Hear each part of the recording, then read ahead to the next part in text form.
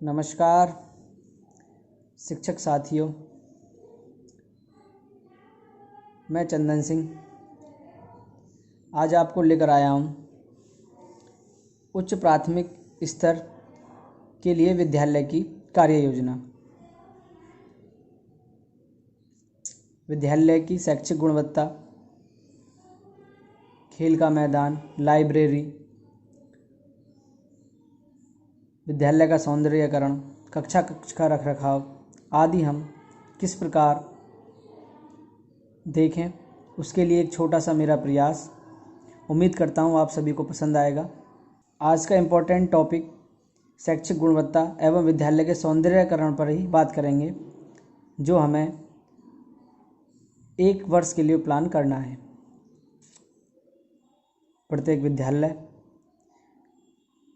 को चाहिए कि अपने विद्यालय की वार्षिक योजना बनाए, एक टारगेट लेकर चलें स्कूल में, जिससे कि स्कूल का संपूर्ण विकास हो सके और भविष्य में बच्चों के लर्निंग में कोई कमी ना आए। सबसे पहले हम अपना कंटेंट ही लिखेंगे, फिर कौन से विद्यालय के लिए, किन किन कक्षाओं के लिए है, समय रहेगा 1 वर्ष। विद्यालय का, आपके विद्यालय का अपना नाम हो सकता है, यहाँ पर नाम आएगा। विकास क्षेत्र, किस विकास क्षेत्र से आप संबंध रखते हैं, किस जनपद से संबंध रखते हैं, यहाँ पर जनपद आएगा। आगे प्राथमिक स्तर और उच्च प्राथमिक स्तर में हमारे लक्ष्य, हमारे कार्य सभी सेम रहेंगे, हम सभी का, क्योंकि उद्देश्य भी एक ही है। बस अंतर इतना होना है कि प्राथमिक स्तर पर सरकार ने कुछ लक्ष्य निर्धारित किए हैं, जैसे कि प्रेरणा लक्ष्य हैं, लेकिन उच्च प्राथमिक स्तर में अभी सरकार के द्वारा कोई लक्ष्य निर्धारित नहीं किए गए हैं। फिर भी हमें विद्यालय के चहुमुखी विकास के लिए बच्चों के शिक्षण योजना को गुणवत्तापूर्ण बनाना है। भौतिक, शैक्षिक, सहशैक्षिक लक्ष्य प्राप्ति के लिए कार्य योजना बनानी है, जिसमें सहयोग छात्र, शिक्षक, समाज, शिक्षा अधिकारियों, सरकारों, ग्रामीण सदस्यों आदि का भी रहेगा। कार्य योजना की विशेषताएं वही प्राथमिक स्तर की विशेषताएं रहनी है। विद्यालय के सर्वांगीण विकास हेतु कार्य योजना बनानी है हमें। शैक्षिक गुणवत्ता, विद्यालय सौंदर्यीकरण और अन्य सभी पक्षों की कार्य योजना पर विशेष ध्यान देना है। व्यवहारिक एवं उपलब्ध परक कार्य योजना पर विशेष ध्यान देना है। जो लक्ष्य सरकार द्वारा निर्धारित किए गए हैं, उन पर भी विशेष ध्यान देना है। कुछ तैयारियां हैं जो कार्य योजना को लेकर सभी विद्यालयों को करनी चाहिए। उसके कुछ बिंदु यहाँ पर निम्नवत हैं। आप अपने हिसाब से बिंदुओं को घटा बढ़ा सकते हैं अपने स्टाफ के अनुकूल। स्कूलों का नियमित रूप से समय सारणी का अनुपालन सुनिश्चित हो। एक व्यवहारिक एवं कुशल टीम का निर्माण हो। स्टाफ में आम सहमति की भावना हो, ये बहुत ज़रूरी है। स्टाफ में सभी सहयोगात्मक भाव से रहें। कुछ लक्ष्य का निर्धारण करना है कि हमें इस वर्ष में अपने विद्यालय में ये लक्ष्य पूर्ण करने हैं। विचार विमर्श सभी अध्यापकों का होना चाहिए। वर्तमान संस्कृति का मजबूती से पालन होना चाहिए। कार्य योजना का बाद में मूल्यांकन भी होना चाहिए। नकल मुक्त परीक्षा करवाने की अच्छी व्यवस्था होनी चाहिए। मूल्यांकन प्रावधान एवं स्पष्ट मूल्यांकन की व्यवस्था होनी चाहिए। प्रत्येक माह में अपने स्टाफ के साथ एक बैठक, सहयोगात्मक पर्यवेक्षण की व्यवस्था होनी चाहिए, जिससे सभी के विचार आदान प्रदान हो सकें।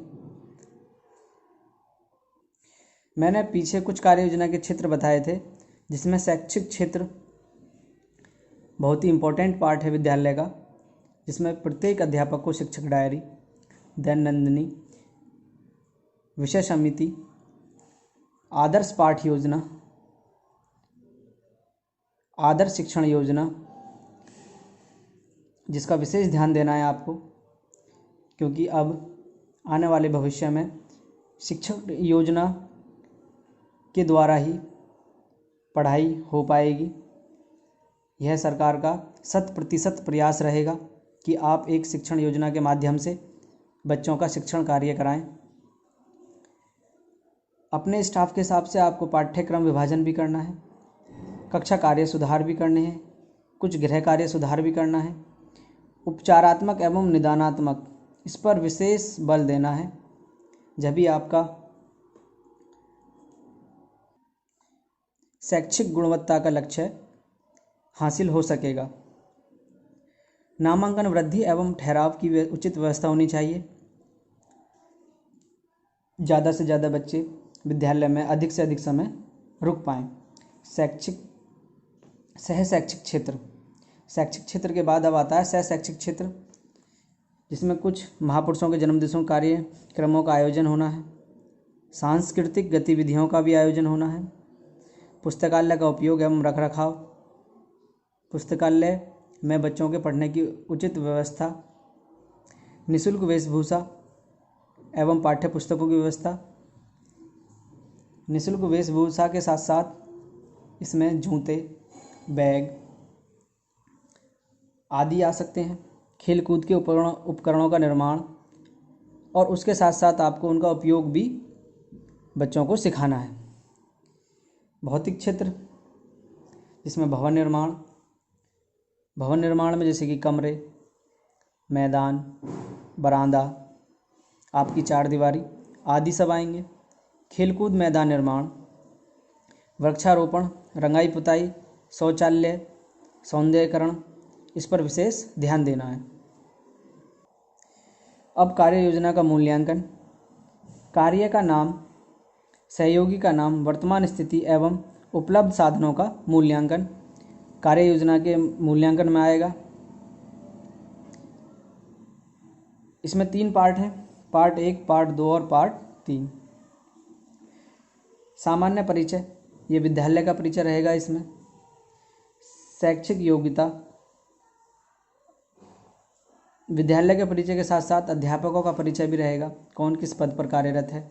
अध्ययनरत छात्र, कक्षावार छात्र छात्राएं, विद्यालय परिवार समिति, परिसर, कमरों का विवरण, खेल मैदान, पुस्तकालय स्थिति, परीक्षा परिणाम, कार्य दिवसों की संख्या आदि पार्ट 1 में रहेंगे। खंड क में, खंड ख पार्ट 2 गत सत्र की योजना एवं उसकी उपलब्धियों और हमने गत सत्र में क्या क्या लक्ष्य लिए थे और कितने लक्ष्य पर काम बाकी है, कितने लक्ष्य को पूर्ण कर लिया गया है, ये सभी पार्ट 2 में आएगा। पार्ट 3 वर्तमान सत्र के कार्यक्रम, विभिन्न कार्यक्रमों का आयोजन, नाम, आवश्यकता, लक्ष्य एवं समय सीमा खंड ग में आएगा। आगे प्रतिदिन विद्यालय का समय विभाजन रहेगा, जिसमें प्रार्थना काल, बच्चों को प्रार्थना करानी है, जिसमें कुछ प्रेरक वाक्य, कुछ उस दिन के लक्ष्य निर्धारित करने हैं, ये सभी प्रार्थना काल में रहेगा। उसके बाद प्रथम पाली, मध्य अवकाश, द्वितीय पाली, पूर्ण अवकाश काल निर्धारित सरकार द्वारा तय किए गए मापदंडों पर ही रहना है। आपने जो प्रतिवर्ष की एक कार्य योजना बनाई है, आप उनकी प्रतिलिपि अपने जिलाधिकारी महोदय, मुख्य विकास अधिकारी महोदय, जिला बेसिक शिक्षा अधिकारी महोदय, शिक्षा अधिकारियों में आप खंड शिक्षा अधिकारी को भी प्रतिलिपि कर सकते हैं। जो आपके ब्लॉक स्तर के ARPs हैं, SRPs हैं, एक शिक्षक संकुल होते हैं, को भी आप प्रतिलिपि दे सकते हैं, क्योंकि इसका मूल्यांकन भी बाद में होना है, जो कि राज्य और ज़िले की संस्थाओं द्वारा हो सकता है, जिसमें अलग अलग बिंदु हैं। मैंने प्राथमिक स्तर की कार्य योजना में बता दिया है। उसमें वार्षिक स्थिति रहेगी, मूल्यांकन, विशिष्ट योजनाएं जो आपने शिक्षण योजनाएं और पाठ्य योजनाएं के बनाई हैं, उनके प्रस्तुतिकरण, विद्यालय के इतिहास और आपकी योजनाओं की स्थिति आदि का मूल्यांकन रहेगा। उसी के हिसाब से आपको प्राप्तांक भी मिलेंगे। तो इस प्रकार आप अपनी कार्य योजना को और अच्छे ढंग से बना सकते हैं। बस मैंने तो आपको एक छोटा सा प्रयास किया है इसे समझाने का। आप इसमें बिंदु अपने हिसाब से, अपने विद्यालय के हिसाब से, अपने स्टाफ के हिसाब से, अपने शिक्षा अधिकारियों के हिसाब से घटा बढ़ा सकते हैं।